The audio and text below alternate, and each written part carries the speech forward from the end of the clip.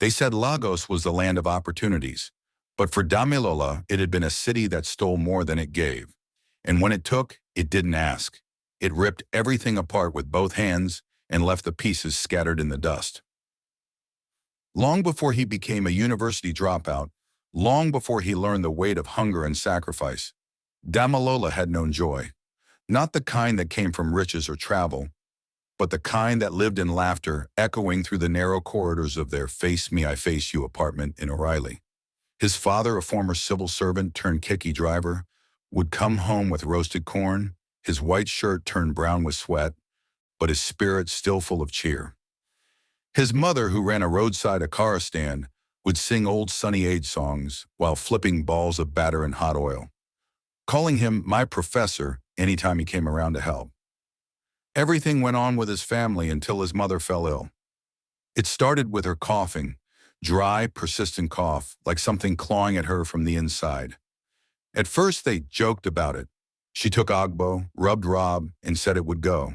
But weeks turned into months and her laughter dimmed. The doctor at the general hospital said it was tuberculosis, advanced one. Treatment required time and money, two things they didn't have. Their small room became both hospital and home. The faded mattress on the floor, threadbare and dusty, became her sickbed. Neighbors began to keep their distance.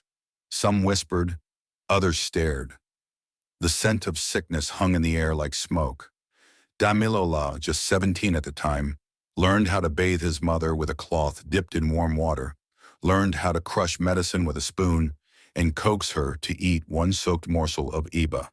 His father began driving longer hours to cover her hospital visits and drugs. His hands became calloused, his trousers threadbare. Damilola would meet him outside the compound some nights, trying to help him drag his tired body upstairs. And even with all their efforts, the coughing didn't stop. The money didn't stretch. The light was rarely on. Nipa only remembered them once a week. They fetched water with yellow jerry cans from a neighbor's well 4 compounds away. And then one rainy night, the coughing stopped.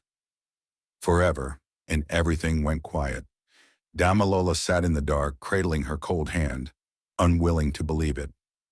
His father knelt beside him, weeping bitterly. If only tears could bring back the dead, he was sure his mother would have woken up with the way they wailed that night. They barely had money for the funeral. Neighbors contributed a small amount of money and gave them. The landlord gave them a week's grace on rent. Life did not pause, it pressed harder. His father changed after that. His laughter died. He came home less. Damilola knew the man was fighting inside, but he didn't know how badly, until that call came. Your father ran in front of a trailer on Eco Bridge this afternoon, and he died instantly, said the caller. The funeral was a blur. Now the one room was full of silence. Damilola tried to stay in school, juggling lectures at Yabatek in the mornings and menial jobs in the evenings. But the boys needed care. Karedi had developed asthma, and Tope would cry for food at night. Their rent had begun to pile up again. He knew he had to choose between schooling and taking care of himself and his younger siblings. And so, with a hand that trembled, he signed the withdrawal form, left school, buried his dreams next to his parents, and took to the street of Lagos to hustle. Their days became mechanical. Wake at 4 a.m., fetch water, hustle, buy 100 naira worth of beans, 50 naira bread. Hustle again. They had no fan, no wardrobe, no refrigerator. Their room smelled of damp clothes and survival. When it rained, water slipped in through the crack in the ceiling and gathered in a plastic basin in the corner. Damilola never begged for anything. He worked, cleaned, carried bricks, and ran errands. He sold oranges in traffic, always returning with just enough for their 1 square meal. Sometimes, even that wasn't guaranteed. It was under the Ojolegba Bridge that Damilola saw an old woman sitting and begging passerbys for help. The day had stretched him thin. His slippers had given way earlier that morning, forcing him to limp through hot tar and scattered stones. He hadn't eaten since dawn, and the oranges on his tray weren't selling like they used to. Still, he had to keep going. Tope's fever had returned the night before, and the last 2 paracetamol tablets were finished. But as he crossed the road, trying to beat the evening traffic, he heard her plea, "Please, water, please." The voice was faint, like dry leaves rustling. He paused, turned his head, and saw her. An old woman sat on the dusty pavement under the bridge, her back curved like a comma. Her wrapper was faded and torn at the edges, her blouse loose and stained with patches of dirt. One of her slippers was missing, and her cracked feet were swollen. Her gray hair stuck out in rough tufts like dry grass. She reached out a trembling hand as young boys in school uniforms passed by. They ignored her. A man in a suit, holding a briefcase, almost tripped on her outstretched leg. "Witch," he muttered, adjusting his tie before walking on. A young woman looked at her with disgust. "A whole Lagos, and this is your plan today. Go and die in your village." Another hawker hissed, "Abeg, mama, comment from road. You want to spoil my market?" "Still," she begged, "one sachet of water, that was all." Then Damilola stopped. He stood there for a long moment, tray still on his head, lips pressed into a straight line. He had only 150 naira left. That was supposed to be for gari, groundnut, and Tope's medicine. But as he stared at the old woman, her eyes barely open, her lips trembling, he remembered his mother, how she had once looked at him from a mat on the floor, asking for water, her voice cracking with thirst. Damilola crossed the road and walked to her. He bent slightly. "Mama, you need water?" She nodded weakly. Without another word, he dipped his hand in his pocket, pulled out the 150 naira, and walked to the nearby kiosk. He bought 2 sachets of water and a small loaf of bread. He returned and knelt beside her, tearing open the nylon and gently guiding it to her lips.